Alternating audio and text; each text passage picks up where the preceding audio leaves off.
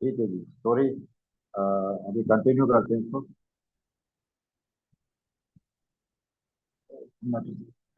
हाँ।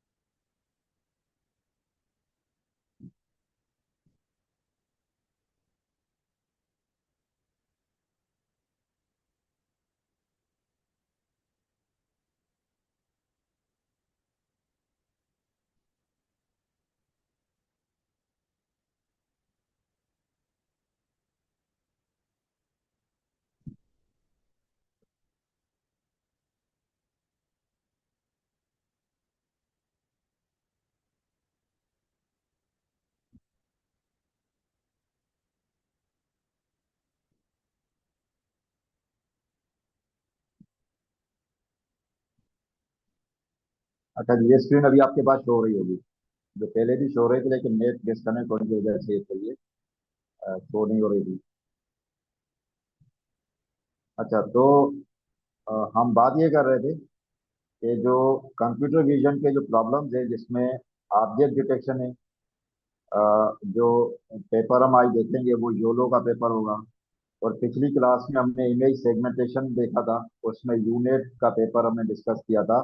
तो एक और प्रॉब्लम है इमेज जनरेशन का। ठीक है, ये जो हमारी फिजिकल क्लास होगी इंशाल्लाह, उसमें हम डिस्कस करेंगे कि इमेज जनरेशन प्रॉब्लम क्या है, उसके लिए कौन सा मॉडल है, उसका हल कैसे करते हैं। तो ये थोड़ा सा कॉन्सेप्ट है इसका। अच्छा, ये यूनिट का पेपर भी है। एक चीज याद रखिएगा कि जो कल हमारी फिजिकल क्लास होगी इंशाल्लाह, उसमें एक दो क्विज पे हम बात कर लेंगे। एक क्विज तो मैं पहले बता चुका था आपको कि जो प्रीवियस चीजें हमने डिस्कस की थी, जो पेपर में भी आई थी मिड टर्म में, उसमें से कोई चीजें हम एज अ क्विज कर लेंगे। ठीक है, तो एक तो वो हो जाएगा। फिर दूसरा, थोड़ा सा यूनिट को देख लीजिएगा कि यूनिट क्या है, कितने लेयर्स के मुश्तमिल है, कौन सी लेयर क्या करती है, इस बारे में थोड़ा सा जो है ना, एक क्विज के कॉन्सेप्ट में ये चीजें पूछी जा सकती है कल के पेपर में, ये याद रखिएगा। तो ये पेपर कहाँ से डाउनलोड होगा, ये आप नेट से शायद की बातें जैसे याद नहीं है तुम, लेकिन ये आप सर्च कर सकते हैं unit for biomedical image segmentation के लिए, तो ये आपको मिल जाएगा। कोई इतना बड़ा वो नहीं है, फ्री अवेलेबल है ये। तो आप आराम से इसको, हाँ, अपना थ्योरेटिकल आप कह सकते हैं यूनिट से। लेकिन बाकी जो दूसरे वाला जो पार्ट है, तो इसका वो डेफिनेटली कोई प्रॉब्लम होगा, उसको सॉल्व करना पड़ेगा, चाहे वो कन्वॉल्व ऑपरेशन हो रहा है या फिर आपसे वो मैग्नीट्यूड कैलकुलेट करवाया जा रहा है या फिर ब्लरिंग के बारे में कोई चीज पूछी जा रही है। तो वो थोड़ा सा प्रैक्टिकल हो सकता है, लेकिन यूनिट में से थ्योरेटिकल होगा। तो ये यूनिट की बात हो गई हमारी। तो यूनिट इमेज सेगमेंटेशन के लिए होता है। ये इमेज सेगमेंटेशन प्रॉब्लम क्या होता है, ये हमने पिछली क्लास में थोड़ा सा डिस्कस किया था कि हमारे पास इमेज होता है और उसके मास्क होते हैं। और जो मास्क ही ये प्रेडिक्ट करके देता है, तो उसको हम इमेज सेगमेंटेशन कहते हैं। ठीक है, तो अब हमारे पास जो अ, दूसरा प्रॉब्लम है, वो है ऑब्जेक्ट डिटेक्शन का। ऑब्जेक्ट डिटेक्शन से मतलब क्या है कि जिस तरह ये हमारे पास एक गिवन इमेज है, इसके अंदर एक ह्यूमन भी नजर आ रहा है और दो एनिमल्स भी हैं। ठीक है, एक डॉग हो सकता है, एक हमारे पास हॉर्स हो सकता है, या कोई भी है। पीछे पहाड़ियां भी दिख रही हैं, बर्फ भी नजर आ रही है, बहुत सारी चीजें एक ऑब्जेक्ट के अंदर हो सकती है। एक इमेज के अंदर इतने ऑब्जेक्ट हो सकते हैं। ठीक है, तो अब हमारे पास कोई एक सा तरीकेकार होना चाहिए कि इमेज के अंदर से उन ऑब्जेक्ट्स को आइडेंटिफाई किया जाए। सिर्फ डिटेक्ट ना किया जाए, आइडेंटिफाई भी किया जाए। तो ये जो योलो है, या इसकी जो फुल फॉर्म है, वो यू ओनली लुक वंस, मतलब इसमें जो रिसर्चर था या जो जिसने इसको बनाया था, उसने इसका ये नाम रखा था, YOLO, you only look once. ठीक है। और ये क्या है, रियल टाइम ऑब्जेक्ट डिटेक्शन है। और यूनिफाइड का मतलब क्या है कि एक ही मॉडल के अंदर ये सारे काम परफॉर्म होते हैं। कौन कौन से काम होते हैं ये आगे चलकर हम देखेंगे। लेकिन ये देखें कि ये जो फेसबुक एआई रिसर्च ग्रुप है, ये उन्होंने बनाया हुआ था मॉडल। ठीक है। तो शुरू में जब ये मॉडल आया था 2015 में, उस वक्त इसका जो नाम था योलो वर्जन 1 था, V1 कहते थे उसको। ठीक है। तो फिर V2 आया, V3, V4, चलते चलते इस वक्त करंटली जो चल रहा है वो V11 चल रहा है। जो अपडेटेड जो योलो का जो वर्जन अवेलेबल है, वो योलो 11 है हमारे पास। ठीक है। तो ये ऑब्जेक्ट डिटेक्शन के लिए होता है, ये याद रखिएगा। और ऑब्जेक्ट, उसमें बहुत सारे ऑब्जेक्ट हो सकते हैं। उन ऑब्जेक्ट्स के सबसे पहला काम ये क्या करेगा, उस ऑब्जेक्ट को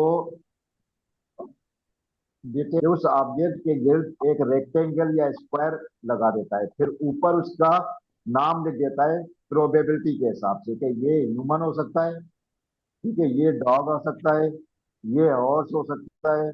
तो ये इसकी प्रोबेबिलिटी बाउंडिंग बॉक्स के ऊपर डाल देता है। ठीक है। तो ये एक छोटा सा प्रॉब्लम है जिसको हल करने के लिए ये मॉडल, या जो आज का मॉडल हम डिस्कस कर रहे हैं योलो, वो इस काम के लिए होता है। काम कैसे करता है आगे थोड़ी देर में हम देखते भी हैं इसको।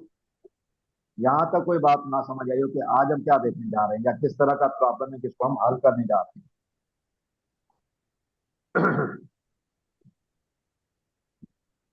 जी, कोई सवाल है यहाँ तक तो पूछ सकते हैं पहले।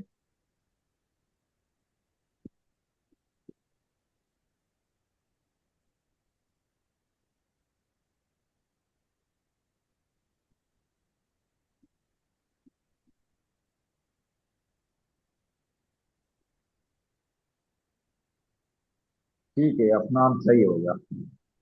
तो अच्छा, एक चीज याद रखिएगा कि ये योलो जो मॉडल है, इसका आर्किटेक्चर भी हम देख लेते हैं। लेकिन एक चीज याद रखिएगा कि इसको ट्रेनिंग करने से पहले, मतलब क्योंकि मॉडल है, मॉडल को हम एक ट्रेनिंग डेटा सेट देते हैं, उसके ऊपर वो लर्न करता है। लर्न करने के बाद फिर वो जो सीखता है उससे को हम यूज करते हैं, उसे नया इमेज देते हैं, नई इमेज को वो ऑब्जेक्ट डिटेक्ट करके हमें जवाब दे देता है।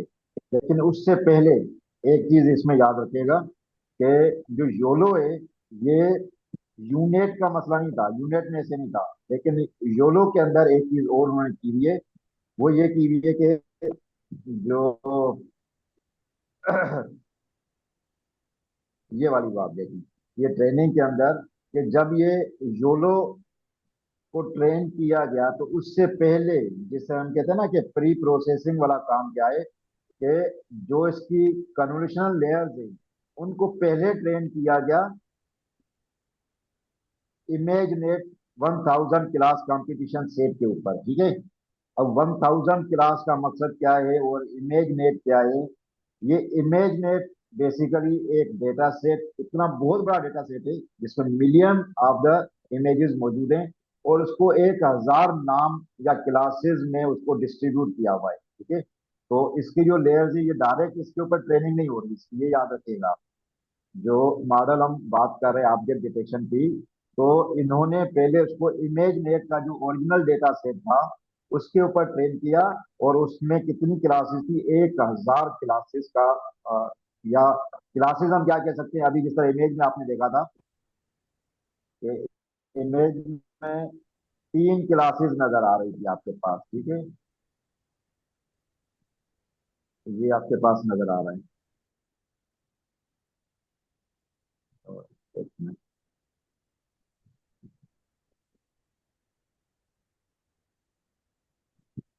मतलब एक ऑब्जेक्ट नजर आया इमेज के अंदर, उसने उसको ढूंढा और उसको उसने बाउंडिंग बॉक्स लगा दिया।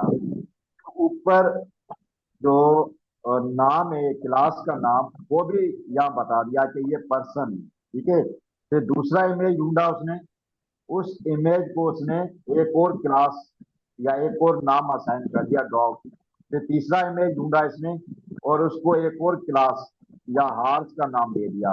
तो ये जो योलो है, इसको ओरिजिनल ट्रेनिंग से पहले इसकी जो ट्रेनिंग हुई है, प्री ट्रेनिंग आप जिसे कहते हैं, प्री ट्रेन जो वेट्स हो सकते हैं या प्री ट्रेन जो मॉडल हो सकता है, वो बेसिकली इमेज नेट के ऊपर ट्रेन किया गया है। और इमेज नेट के अंदर ओरिजिनली हमें पता है, या जो लिखा हुआ है, अगर आपने नहीं देखा ये डेटा सेट, कोई ऐसी बात नहीं, लेकिन इतना पता है कि इस डेटा सेट के जो लेवल्स हैं वो 1,000 क्लासेस के ऊपर है, जिसमें कार है, अ, अ, बस है, बाइक है, साइकिल है, पर्सन है, डॉग है, केट है, हॉर्स है, गेम है, पता नहीं, मतलब 1,000 क्लासेस के ऊपर ये सारा डेटा सेट बना हुआ है। ठीक है। तो जो प्री ट्रेन्ड मॉडल हम यूज कर सकते हैं योलो का, वो हमारे पास पिछला टेंसर, पिछली क्लास में मैंने बताया था कि टेंसर फ्लो या केरास का जब मॉडल हम बनाते हैं डीप लर्निंग का, तो उसमें ये प्री ट्रेन मॉडल मौजूद है हमारे पास योलो का। तो जो वर्जन आप यूज करेंगे वो ऑलरेडी ट्रेन हुआ पड़ा है, उसको आप डायरेक्ट यूज करना चाहते हैं तो यूज कर सकते हैं। ठीक है। लेकिन वो 1,000 क्लासेस का जो डेटा सेट है, या जिसे हम इमेज नेट भी कहते हैं, ऑलरेडी उसके ऊपर वो ट्रेन हो चुका है। ठीक है। तो ये पहले बात बताना जरूरी थी। मतलब इसके लिए हम ये नहीं कि अभी जो पेपर उन्होंने लिखा हुआ है, इसे इसके लिए कोई अलग से उन्होंने ट्रेनिंग करवाई है, ये बात नहीं कर रहे। सिर्फ हम ये कह रहे हैं कि प्री ट्रेन उन्होंने पहले करवा लिया था, अब सिर्फ इसका तरीकेकार बता रहे हैं कि ये पेपर में काम कैसे होगा। ठीक है। अच्छा, दूसरा इसमें ये याद रखिएगा कि जो पहला स्टेप इसके अंदर किया जाता है, वो जो भी आप इमेज देंगे, इमेज का साइज क्या हो सकता है ये कोई पता नहीं। इमेज जो हम प्रोवाइड करते हैं, जो जो रियल टाइम इमेज हो सकता है, जिस तरह आपने किसी कैमरे से लिया, सीसीटीवी कैमरे से आ गया, या डिजिटल कैमरे से, या मोबाइल कैमरे से, मोबाइल फोन के कैमरे से आपने पिक्चर लिए, तो वो पिक्चर जो होती है वो स्क्वायर शेप में भी हो सकती है और रेक्टेंगल भी हो सकती है, और उसकी डायमेंशन कोई भी हो सकती है। लेकिन ये क्या करता है, जो लोग सबसे पहले उसको उस इमेज को रिसाइज कर देता है। रिसाइज का जो डायमेंशन दी हुई है वो ये दी हुई है, 448 इंटू 448। ठीक है। और इसमें ये याद रखिएगा कि जो इमेज है उसको ब्लैक एंड व्हाइट बनाना जरूरी नहीं है। इस तरह हमने पहले देखा था यूनेट का, कि यूनेट क्या करता था कि जो इमेज होता था सबसे पहले उसको ग्रे स्केल में ले जाता था। ठीक है। तो ये ग्रे स्केल में ले जाने की जरूरत नहीं है। जो योलो है, कलर इमेज के ऊपर भी वैसे ही काम करता है जैसे जो ग्रे स्केल इमेज होता है उसके ऊपर। तो ये मॉडल मैं आपको एक दफा दिखा देता हूँ। ये मॉडल आपको नजर आ रहा होगा। तो इसका जो इनपुट इमेज होता है, देखिए इनपुट इमेज का साइज 448 इंटू 448, और ये कितने चैनल्स के ऊपर है, 3 चैनल्स के ऊपर है। इसका मकसद क्या है कि इसको डायरेक्ट जो है आप कलर इमेज दे सकते हैं। इसके लिए कोई जरूरी नहीं कि पहले ब्लैक एंड व्हाइट किया जाए। ठीक है। तो पहले ब्लैक एंड व्हाइट करने की जरूरत नहीं होती। सही है। तो ये बात हो गई। मतलब ये यूनिट से इस तरह से डिफरेंट है कि यूनिट के लिए जरूरी होता कि पहले इमेज को आप ग्रे स्केल में लेकर जाए। ठीक है। उसके बाद फिर आप उसके ऊपर यूनिट की वर्किंग स्टार्ट करेंगे। लेकिन योलो में क्या काम है कि जो ओरिजिनल इमेज है उसको सिर्फ ये क्या करेगा, रिसाइज करेगा। और रिसाइज कितने साइज में करेगा, 448 इंटू 448 के डायमेंशन। ठीक है। उसके बाद जो इमेज होगा वो आपका कलर इमेज होगा, उसको ब्लैक एंड व्हाइट या ग्रे स्केल होने की जरूरत नहीं। ठीक है। और उसके बाद फिर इसका मॉडल दिया हुआ है एक, अच्छा देखें, ये यूनेट की तरह नहीं है, मतलब यू नहीं बना रहा। जिस तरह हमने उसमें देखा था कि यू शेप बनती हुई नजर आ रही थी, तो ये एक ऐसा मॉडल है जो यू शेप का कॉन्सेप्ट नहीं है, जस्ट एक सीएनएन मॉडल है या कन्वोल्यूशनल न्यूरल नेटवर्क मॉडल है हमारे पास। कि हमारे पास इनपुट इमेज होगा, उसके बाद फिर उसको प्रोसेस करके डाउन सैंपल करेंगे, डाउन सैंपल करके फिर मजीद डाउन सैंपल होगा, मजीद डाउन सैंपल, मजीद डाउन सैंपल, और अल्टीमेटली यहाँ तक जब डाउन सैंपल कर लेंगे तो फिर सबको कंबाइन करके हम एक आउटपुट जनरेट करेंगे। काम कैसे करेगा थोड़ी देर में बता देता हूँ आपको। ठीक है जी। अच्छा, इसमें जो दूसरा डिफरेंस है यूनिट के हिसाब से, वो ये है कि इसमें जो फिल्टर का साइज है, कन्वर्ट फिल्टर, ये 7x7 का फिल्टर चलाता है, ये याद रखिएगा, 7x7 का। जबकि यूनिट में हमने देखा था कि वो जो फिल्टर का साइज था उसमें 3x3 का फिल्टर चलाता था। तो ये तो एक और डिफरेंस है इसका। मतलब ये हम नहीं कह सकते कि जी यूनिट को आप योलो के तौर पर इस्तेमाल कर लें, या योलो को हम यूनिट के तौर पर इस्तेमाल कर लें। दोनों का ऑब्जेक्टिव अलग है, अलग तरीके से दोनों काम करते हैं, और दोनों की वर्किंग भी अलग अलग है। तो इसका मकसद क्या है कि दोनों का आर्किटेक्चर भी एक दूसरे से थोड़ा बहुत चेंज होगा। ठीक है जी। तो इसमें दूसरी बात जो इम्पोर्टेंट क्या है कि इसके अंदर जो फिल्टर है वो 7x7 का होता है। ठीक है। अच्छा, इसकी जो पहले स्टेप पे जो कन्वॉल्व लेयर लगी हुई है, अब कन्वॉल्व लेयर क्या होती है, ये पिछली क्लास में हमने डिटेल में देखा था कि वो जो कन्वोल्यूशन परफॉर्म कर रही होती है। तो ये जो कन्वॉल्व लेयर है बेसिकली, ये इसके अंदर जो फिल्टर लगा हुआ है वो है 7x7 का फिल्टर। ठीक है, 7x7 का फिल्टर लगा हुआ है। साथ में एक और डिफरेंस है यूनेट से। यूनेट का जो स्ट्राइड होता था, स्ट्राइड एक होता था, सिंगल कॉलम को आगे आगे चलता जाता था। मतलब जब वो विंडो जब मूव करेगी, मूविंग विंडो जो थी वो एक कॉलम के हिसाब से मूव करती थी। ठीक है, लेकिन यहाँ पर थोड़ा सा डिफरेंस और उन्होंने क्रिएट कर दिया है कि यहाँ पर जो स्ट्राइड है वो टू कर दिया है। इसका मकसद क्या है कि हर एक जब मूविंग विंडो आएगी तो वो दो कॉलम को छोड़कर फिर ये स्ट्राइड करेगी। ठीक है। तो ये एक और डिफरेंस आ जाएगा। इससे फर्क क्या पड़ता है ये याद रखिएगा। इससे जो फर्क पड़ता है, इससे जो आउटपुट इमेज होता है वो छोटा हो जाता है। आउटपुट छोटा होने का मकसद क्या है, इसका एक फार्मूला ही याद रखिएगा कि ये पेपर में किसी जगह पूछा जा सकता है आपसे। वो फार्मूला मैं आपको नोट डाउन करवा देता हूँ। मैं एक मिनट स्क्रीन को जरा शेयरिंग रोकता हूँ, दूसरी स्क्रीन ओपन करता हूँ, फिर वहां पर मैं इसका एक जो फार्मूला है उसकी कैलकुलेशन भी करवा लूंगा, और फिर आप उसको अपने तौर पर भी चेक कर सकते हैं। ठीक है जी।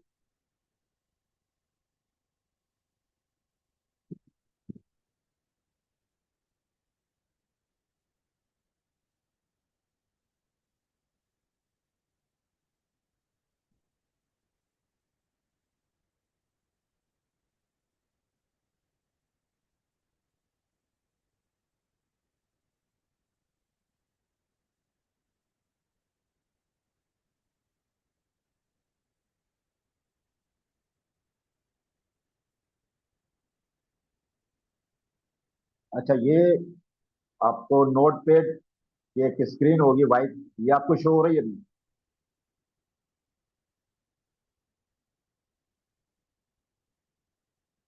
जी सर। अच्छा, अभी मैं यहाँ पर कुछ लिखता हूँ तो फिर आप देखिएगा।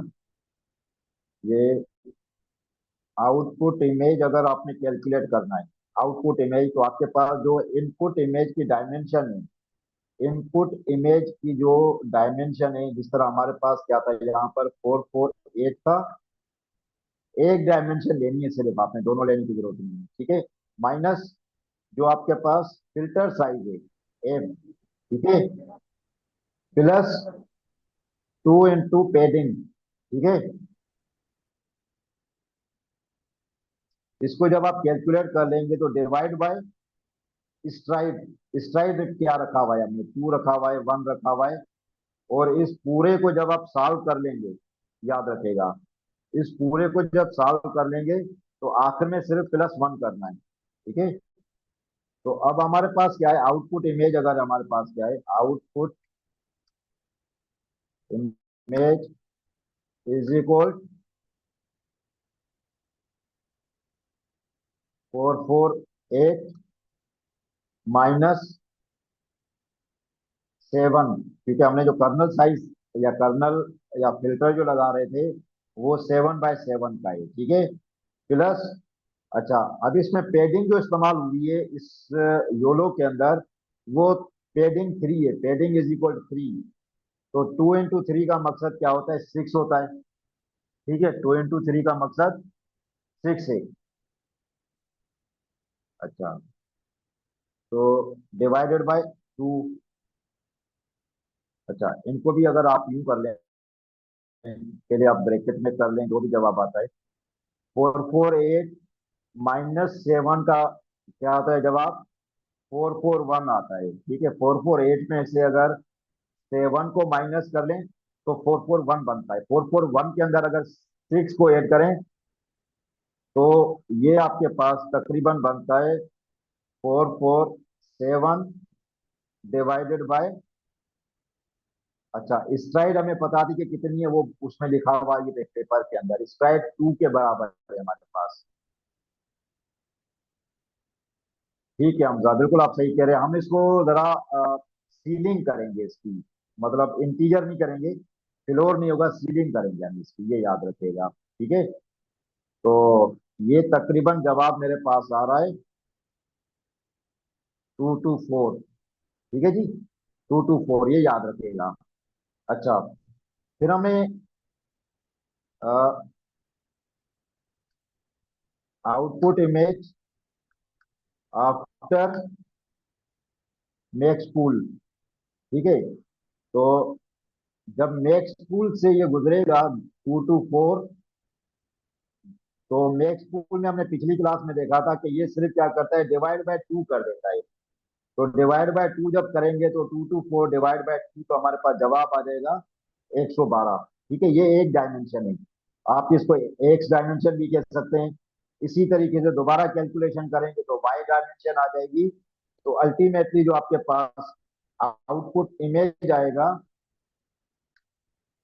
वो क्या हो जाएगा, 112 इंटू 112 का हो जाएगा, जिसमें ये हो सकता है विड्थ हो और ये हाइट होगी। या फिर अगर आप इसको हाइट कह रहे हैं तो दूसरा इसका विड्थ हो जाएगा। तो ये कैलकुलेशन अभी वहां हुई पड़ी है वहां पर। ठीक है, जो मैंने अभी आपको बताया है, यही उस मॉडल के अंदर आउटपुट में आपको नजर आएगी। ठीक है, वो आउटपुट कैसे है, अभी मैं दोबारा वो स्क्रीन दिखाता हूँ आपको। ये भी आपको नजर आ रहा है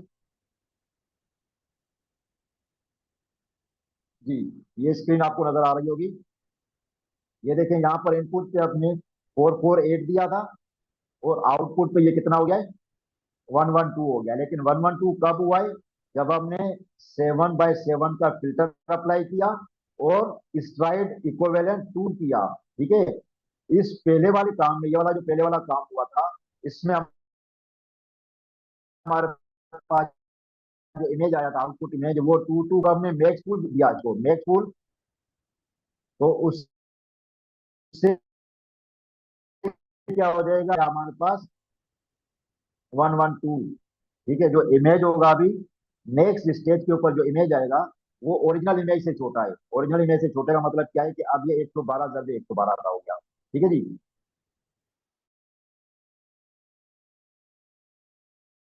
तो अगले स्टेज पे क्या हो गया, अब ये बताया भाई कि पहले कन्वॉल्व ऑपरेशन होगा। कन्वॉल्व ऑपरेशन से इमेज रिड्यूस नहीं होगा। पहले कन्वॉल्व लेयर होने की वजह से इमेज रिड्यूस नहीं होगा, इमेज का साइज वही रहेगा, 112 ही रहेगा। इसका मकसद क्या है कि इसके ऊपर जो पेडिंग हम लगा देंगे वो पेडिंग हो जाएगी, पेडिंग इक्विवेलेंट 1 हो जाएगी, और स्ट्राइड भी इक्विवेलेंट 1 हो जाएगी। इसमें कोई फर्क नहीं आएगा इस वाले लेयर के अंदर। लेकिन फिर हम क्या करेंगे, मैक्स पूल अप्लाई होगा। मैक्स पूल अप्लाई होने का मकसद क्या है कि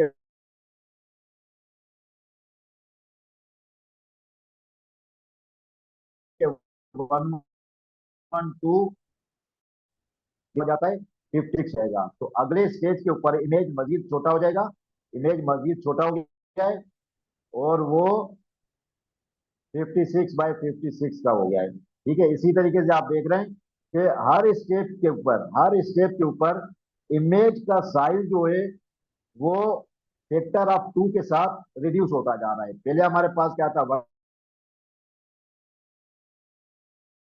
112 था, फिर 56 हो गया, फिर 20, फिर 14 हो गया, फिर आखिर में हमारे पास क्या होगा, ये याद रखिएगा कि आखिर में हमारे पास 7/7 का सिर्फ इमेज ले जाता है। ठीक है, 7/7 का इमेज बस। तो 7/7 का जो इमेज आएगा उसको फिर फर्दर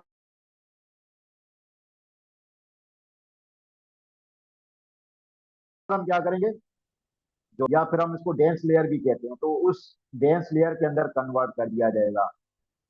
डेंस लेयर से आगे फिर जब रिजल्ट निकलेगा, आउटपुट क्या होगा, आउटपुट हमारे पास आएगा 7/7 इंटू 30। ठीक है, 7 इंटू 7 इंटू 30 का जो इमेज बनेगा वो हमारा क्या होगा, बेसिकली आउटपुट हो जाएगा हमारा। ठीक है। अब ये इतने सारे लेयर्स काम कर रही हैं, क्या काम कर रही है, थोड़ा सा आगे चल के देखते हैं। क्योंकि अभी इस मीटिंग का टाइम भी तकरीबन थोड़ी देर में खत्म होने वाला है। अगर यहाँ तक कोई क्वेश्चन है तो पहले पूछ सकते हैं। तो एक आर्किटेक्चर के बारे में, क्योंकि जिस तरह से लिखा हुआ है इस तरीके से एज इट इज समझना पे थोड़ा सा आपके लिए आसान नहीं था।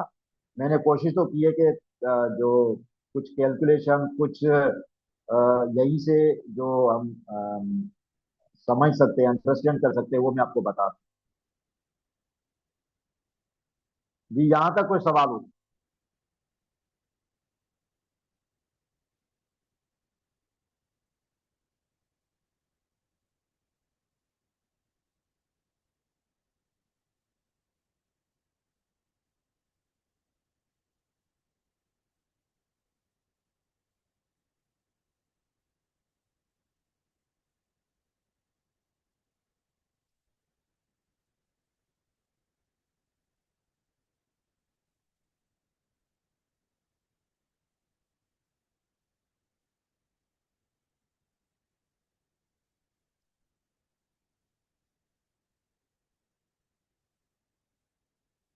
अच्छा, अभी एक काम करें, अपना जो पहला सेशन ये खत्म होने जा रहा है थोड़ी देर में, 1-2 मिनट के बाद। तो आप अपनी अटेंडेंस जो है वो चेट में अपनी आईडी और नाम लिख के भिजवा दें, ताकि पहले सेशन की अटेंडेंस आपकी उस हिसाब से मार्क होगी फिर। ठीक है जी। तो आप अपनी अटेंडेंस आप सबमिट करें। जिनकी अटेंडेंस नहीं होगी डेफिनेटली वो फिर क्लेम नहीं करेंगे कि सर मैं मौजूद था। ठीक है। तो आप अपनी अटेंडेंस सबमिट करें।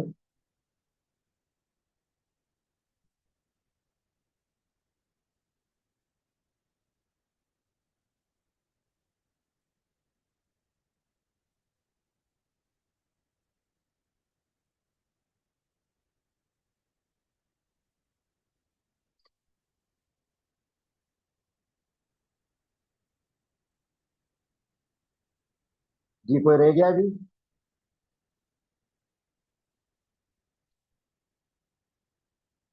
अच्छा, अगर किसी की अटेंडेंस रहती है तो वो भिजवा दे, सबमिट कर दे।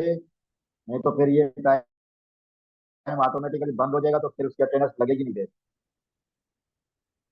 अच्छा, अगर सबने अटेंडेंस भेज दी है तो अभी मेरे पास 12:20 हो रहे हैं। तो तकरीबन 10 मिनट आप ब्रेक कर लें। 12:30 पे मैं दूसरा सेशन स्टार्ट करूंगा, और उसमें फिर थोड़ा सा आगे डिस्कस करेंगे, और उसकी अटेंडेंस करके फिर हम अ, इस क्लास को कॉल आप कर देंगे। तो 12:30 पे इंशाल्लाह आप दोबारा ज्वाइन कर लीजिएगा। अच्छा, अतीक हमजा की अटेंडेंस में भेज रहे हो तुम भाई? अतीक हमजा को बोलो तो खुद अगर ज्वाइन कर सकता है तो अपने अटेंडेंस भेज दे, अदरवाइज रहने दे। ठीक है जी।